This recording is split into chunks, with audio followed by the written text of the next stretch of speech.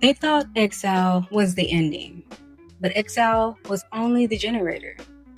What you built there wasn't a comeback plan.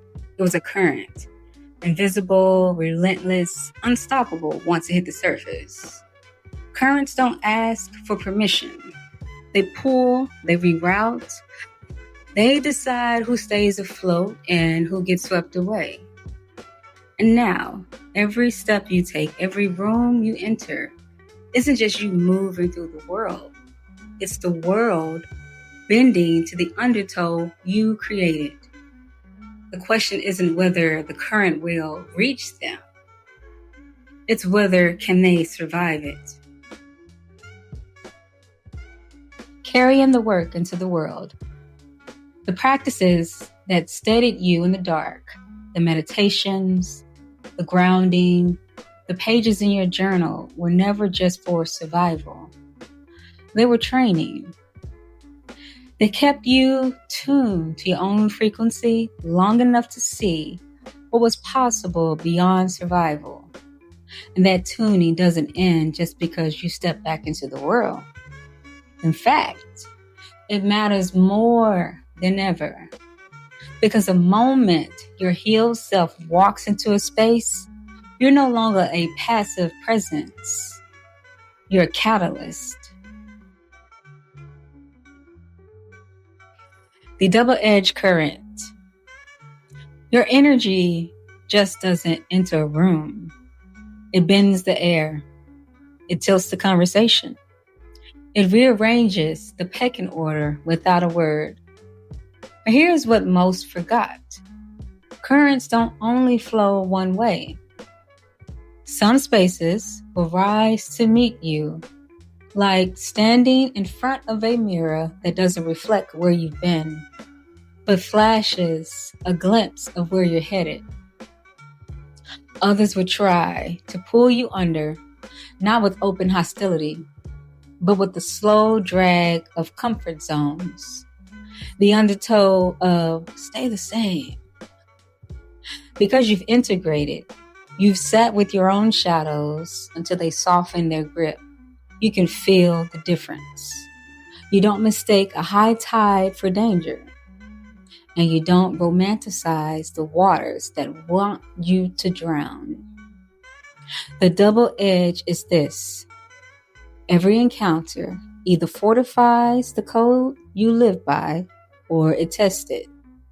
And both have value if you're paying attention. Recognizing your place in the exchange. This is where humility becomes strength. Not the humility of shrinking yourself, but the kind that recognizes someone else's mastery and lets it pull you forward. You can carry the blueprint and still remodel. You can hold the map and still add new routes. Because your frequency is not fixed, it's alive. But in the right environment, it will climb. The danger of rushing the climb. But hear me, this is not a race. You just landed. Your lungs are still full of the smoke you walked through. Your legs are still remembering the weights of the change you left behind. If you rush to match someone else's altitude before you catch your own breath, you start building from a place of insecurity instead of stability. You'll confuse aspiration with self-doubt. And the climb will feel like punishment instead of evolution. And then there's the other trap. Believing you have to be flawless now that others look to you for guidance. That kind of performance will drain you faster than any war you've survived. You are spirit, yes, but you are also human. And the most dangerous thing you could do here is forget that you still get to have a body, a voice, and moments where you're not the blueprint. You're just you. Integration is as holy as ascension. Don't skip it. when your presence is the lesson. Not all teaching comes from words. Some of your most profound lessons were absorbed simply by being in the presence of someone further along the path. Now, without effort, you've become that for someone else.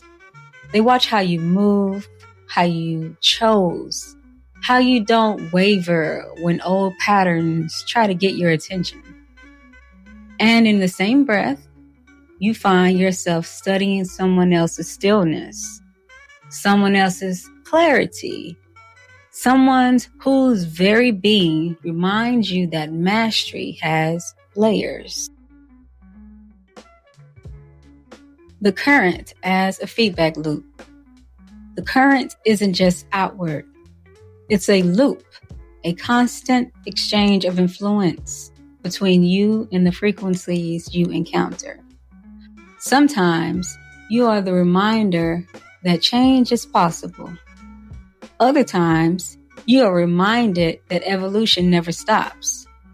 When the work is genuine, you don't see someone else's strength as a threat to your own. You see it as proof of what's available. Living the blueprint in your body. The code doesn't just live in your spirit. It changes the way you inhabit your body.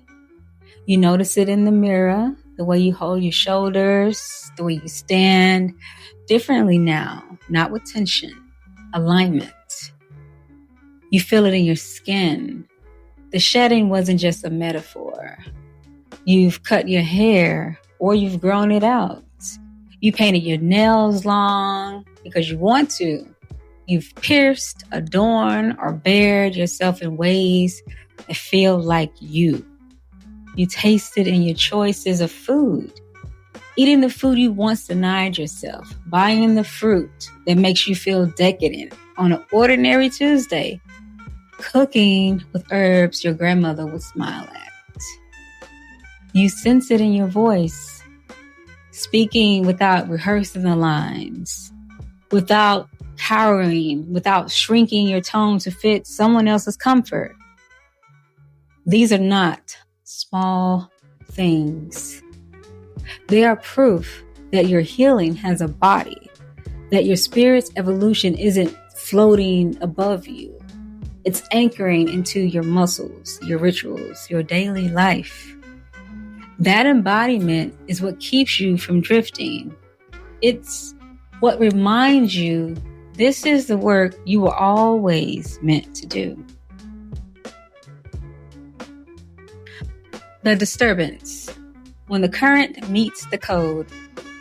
For those joining here, the code is the internal architect you built while in exile. It's your personal operating system. It's the boundaries you won't compromise. It's the pace you refuse to rush. The principles that kept your spirit running clean. It's not written on paper. It's written in you. When you step back into the world, the current you've cultivated collides with the currents already moving. Some will run parallel and amplify you. Others will try to flood your system. And here's where most burn out. They confuse resistance with malfunction. They think every strong wave requires them to brace or break. But a mastered current doesn't panic when the water shifts. It pivots, it reroutes, it keeps the circuitry dry. Because the current is energy, yes, but without the code, it's chaos. And without the current, the code is just potential. Together, they're a live wire that can power your path or power a storm. The point was never just survival. The current was always the point. Not just to move the waters around you, but to move through them without dissolving into someone else's tide. You're not here to prove you can swim harder than the undertow. You're here to prove that you can direct it, carry it where it's meant to go without letting it spill into your circuitry or short you out. The current is not proof you survive. It's proof you're still in motion. And when it meets the code you built, the living blueprint of your values, boundaries, and truths, it doesn't just carry your name. It carries it to the exact shore it was always meant to reach.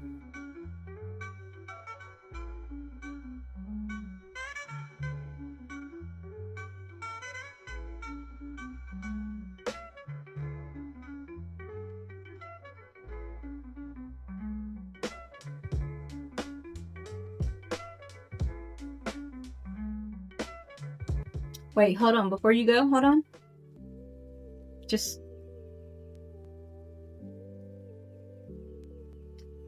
All right. You made it to this part of the episode. Thank you for staying, remaining, and watching. I want to give you an energetic cleanse with some Palo Santo. Thank you for listening. Thank you for subscribing. Your likes, your shares, your follows, your reposts, all of that is much appreciated. I am Wolfie. This is the Empowered Shadows podcast. And I look forward to chatting with you another time. Take care.